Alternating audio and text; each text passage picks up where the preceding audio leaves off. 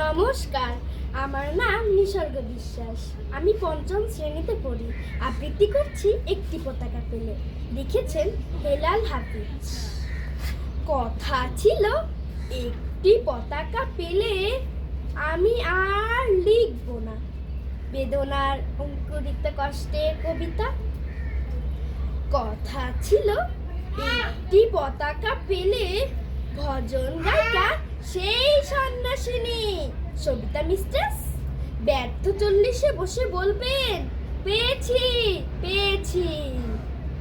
কথা ছিল একটি পতাকা পেলে পাতাকুড়নির মেয়ে শীতের সকালে ওম নেবে জাতীয় সঙ্গীত শুনে পাতার মর্মরে।